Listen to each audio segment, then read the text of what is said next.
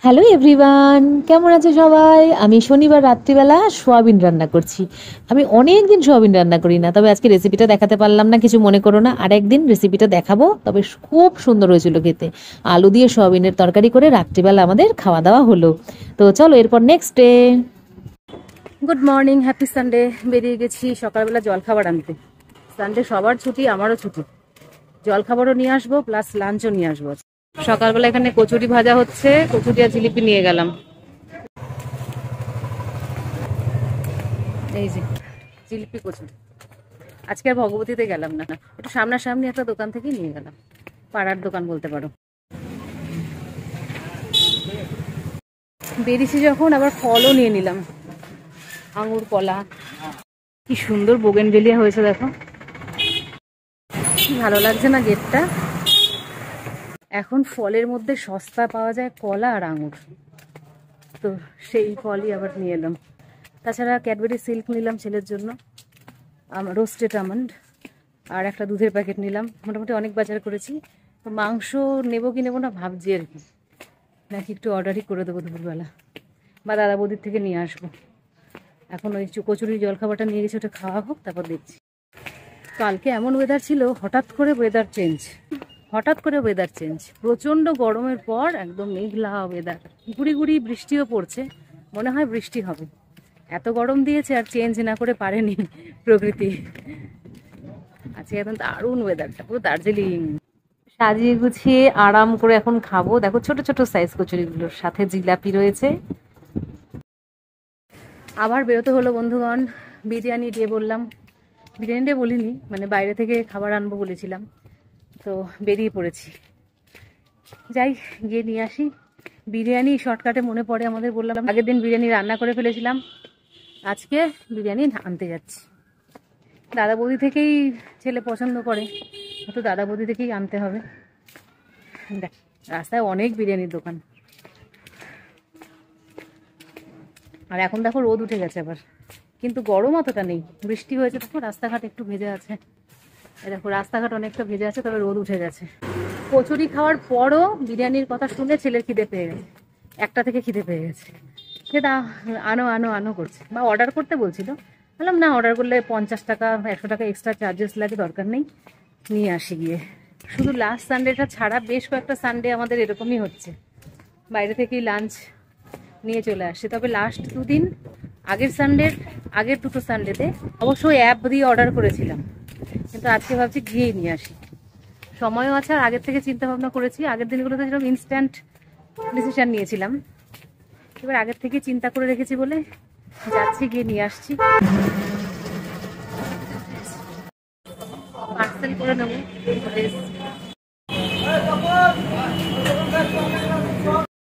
এই দুপুর বেলা কত লাইন পড়েছে দেখো দাদা বৌদিতে, সবাই লাঞ্চটা এখান থেকে করবে। এই দেখো পার্সেল হচ্ছে এখানটা। আমি দাঁড়িয়ে দাঁড়িয়ে যেহেতু অনেক লাইনের পরে ওয়েট করছি, দেখো আমার আগে 3-4 জন দাঁড়িয়ে আছে অলরেডি, তারপরে আমার টার্ম। তো আমি একটু দাঁড়িয়ে দাঁড়িয়ে বিভিন্ন দৃশ্যগুলো দেখছিলাম, মানে একটু দাঁড়িয়ে দাঁড়িয়ে কী করব। চিকেন চাপের সামনে দাঁড়িয়ে আছি, আর ওই দিক থেকে ডান দিক থেকে দেখো ঢুকে গেছে ভিতরের দিকে রান্নাঘর, মানে কিচেন দাদা বৌদির, সেখানে সব শেফরা রান্না করছে। এই যে দাদা বৌদি, রোদ আবার প্রচুর উঠে গেল, চুলটা তার মধ্যে খুলে গেল। নিয়ে নিয়েছি, চললাম। এসেছি টোটোতে, যাবো হেঁটেই। খুব একটা রোদ নেই, মানে মেঘ রোদের একটা ব্যাপার চলছে, তাই রোদ অতটা লাগছে না। বলছিলাম না, এখানে অনেকগুলোই দোকান আছে বিরিয়ানির। এই যে এখানেও কিন্তু ভালো বিরিয়ানি পাওয়া যায়, আমার আর নেওয়া হয় না। ছেলের ওই দাদা বৌদি, ছেলের পছন্দ দাদা বৌদি, সেই জন্য দাদা বৌদিতেই আসতে হয়। এই রুটে প্রচুর দোকান, এরকম মিও আমাদের প্রচুর অটো দাঁড়িয়ে আছে, তবে সব যাবে আমাদের বাপের বাড়ির দিকে, ওইদিকে কোনো অটো যাবে না। গরমকালে সব জায়গায় শুধু আঙুর বিক্রি হচ্ছে। কি সুন্দর পাখিটা।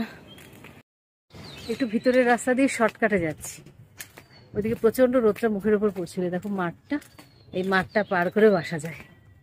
অনেক অলিগলি দিয়ে একই দিকে যাওয়া যায়।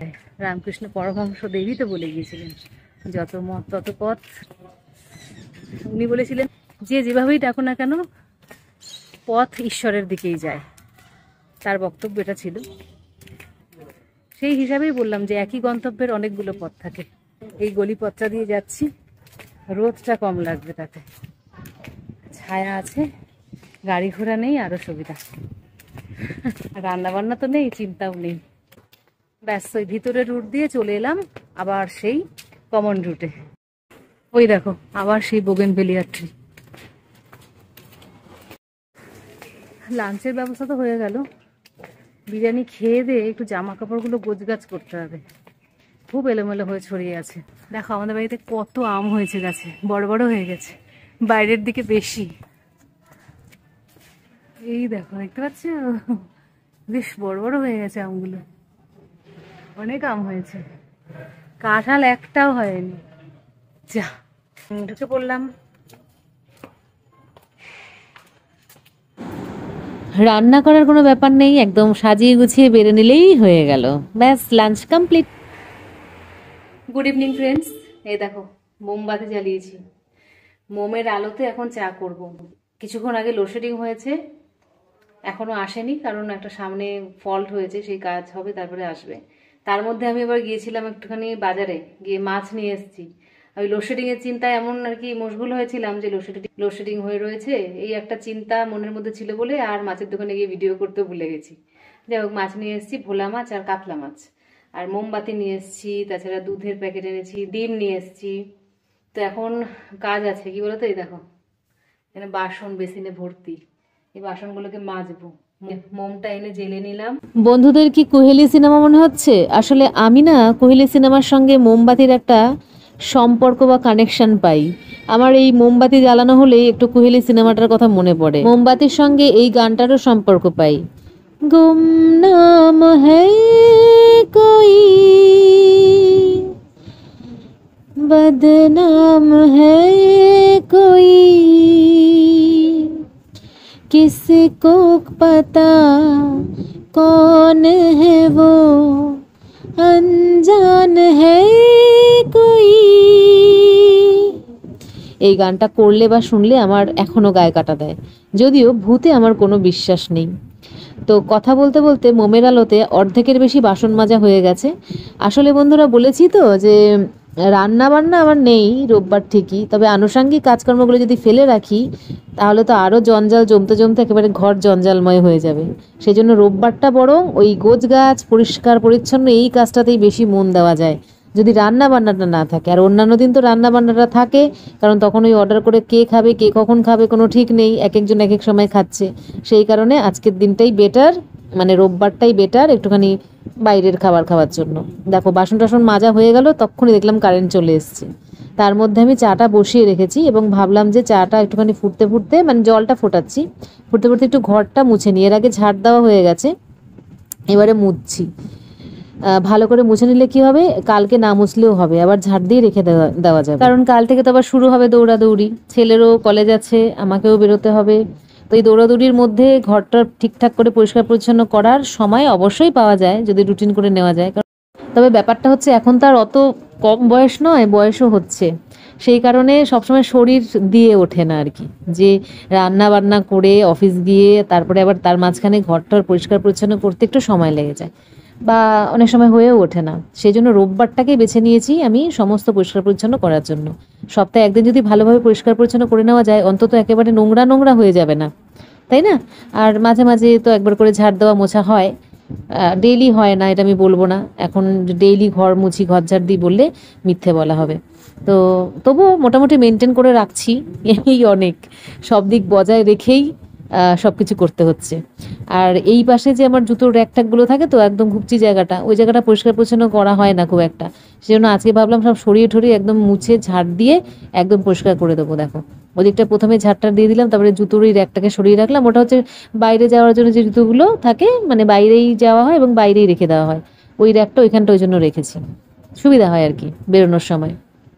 ভালো করে মুছে পরিষ্কার করে নিলাম, তারপরে জলটা আবার ওই পাশটায় ফেলে দেবো, ওদিকে তো কল আছে আমার জানোই, ওই পাশটা জলটা ফেলে দিলে কোনো অসুবিধা হবে না, ড্রেন থেকে বেরিয়ে যাবে। তো এইভাবেই ঘর দুয়ার সব পরিষ্কার করে নিয়ে চাটা বানিয়ে চাটা নিয়ে উপরে গেলাম। চায়ের সাথে আজকে তেমন কিছু ছিল না, শুধু বিস্কিট ছিল। গুড ইভিনিং বন্ধুগণ, ভেবেছিলাম চাটা করে এনে একটুখানি তোমাদের সামনে বসে বসে খাবো আর গল্প করব, কিন্তু ওই সময় মা ফোন করেছিল, তার জন্য কিছুক্ষণ কথা বলতে বলতে চায়ের পর্বটা একেবারে কমপ্লিট হয়ে গেছে। তারপরে আবার একটু ক্যামেরা হাতে নিলাম, তার আগে অবশ্য ভিডিও এডিট করলাম।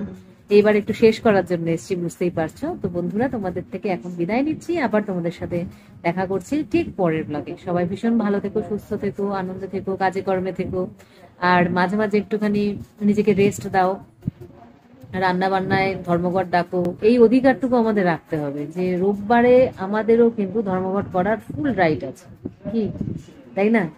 চলো, বাই, টেক কেয়ার।